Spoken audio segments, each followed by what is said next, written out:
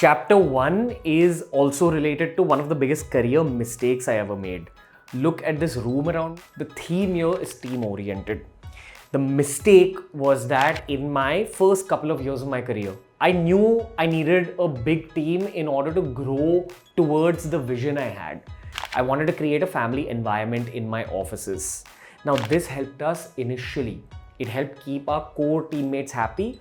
But the mistake was that when you openly say that you have a family culture in office, it prevents the growth of individuals. A business or a team is only going to grow when the individuals grow themselves on their own journeys.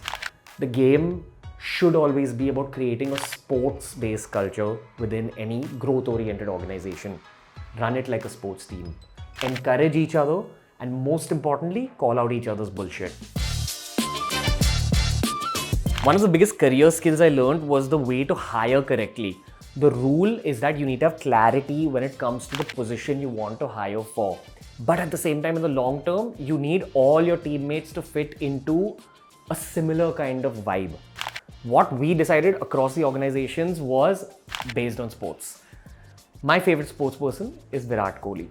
And the core of his being is optimism, positive thinking, going for it. In the age where optimism sometimes is criticized as being toxic positivity, I actually think that the growth of most organizations happens because of this sense of optimism that runs throughout the organization. That's pillar number 1 when it comes to sports mentality. Create positivity in the environment through teammates. Now, I understand not everyone wants to be a business professional in the long term. If you're a student or if you're targeting a corporate career, I assure you this one skill, being kind of almost fakely optimistic, can get you a better job, can get you that promotion, can actually help you move forward, because the first step when it comes to growth is actually looking at a situation from a solution-oriented mindset and looking at a long-term phase as an opportunity for growth, no matter how bad things get. Next, keep earning your place. Even if you're a leader, even if you're a veteran, the game is to constantly ensure that you're adding value to the team by growing on an individual level, by challenging yourself at every phase of your career.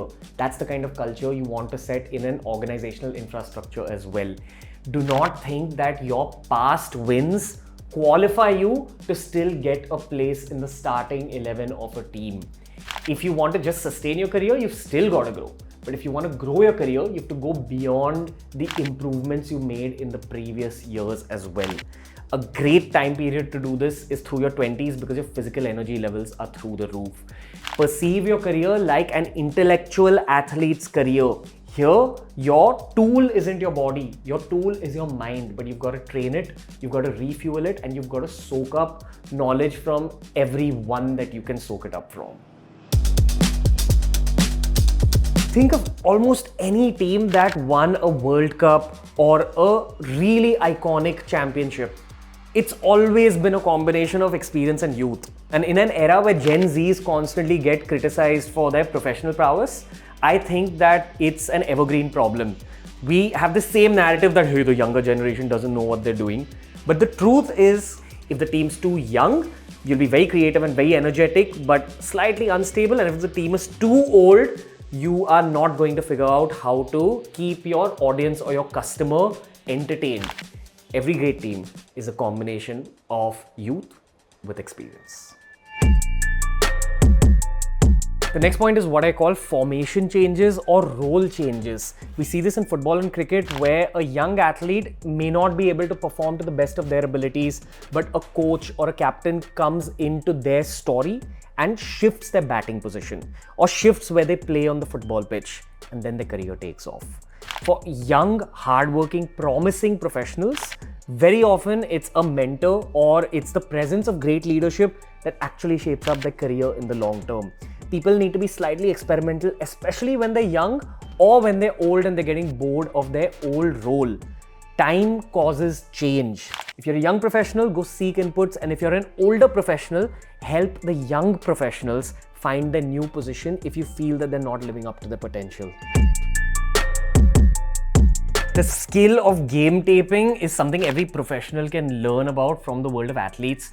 When a high potential athlete wants to improve in the long term, wants to create an everlasting legacy, They get into a habit of constantly reviewing their actual games and the mistakes they made, as well as their own positives. In the process of being relentless, you are going to make mistakes. But you need to have protocols right after you make mistakes. Group discussions, reviewing what went wrong, and ensuring you don't repeat the mistake going forward. That's all that game taping is.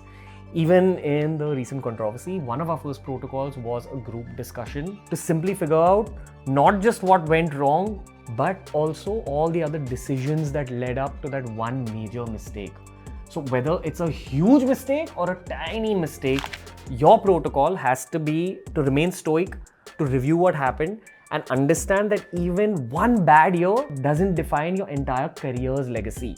Remember, good times don't teach you much, but your bad times will be your life-changing career lessons. Embrace your own mistakes without any guilt. Just don't repeat them again.